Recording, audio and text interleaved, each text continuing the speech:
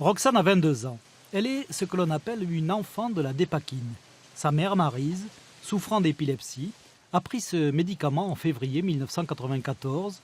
En mars 1994, c'est le début de sa grossesse et elle continue de prendre de la dépakine sans savoir que ce médicament peut provoquer des malformations, des troubles neurologiques chez l'enfant.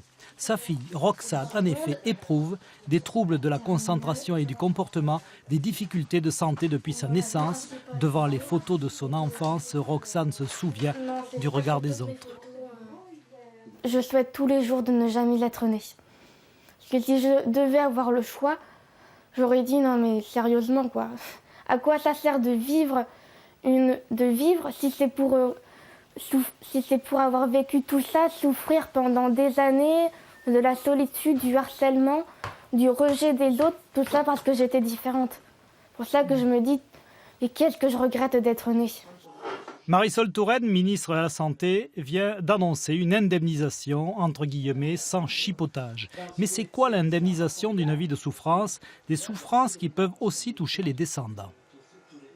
Comment l'État peut-il quantifier le préjudice subi par Roxane si effectivement, au fur et à mesure des années, il est démontré qu'effectivement les enfants qu'elle peut mettre au monde peuvent être soit aussi impactés qu'elle, voire beaucoup plus, parce que c'est une loterie. On transmet, mais on ne sait pas ce qu'on transmet. Comment peut-on financièrement? Je n'ai pas la réponse à ça, parce que c'est un drame humain. C'est un drame humain que...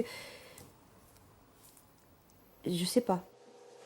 On a peu de chiffres officiels, tout ce que l'on peut dire, c'est que plus de 14 000 femmes enceintes ont pris de la dépakine entre 2007 et 2014. Officieusement, depuis 1967, plus de 50 000 enfants auraient été impactés.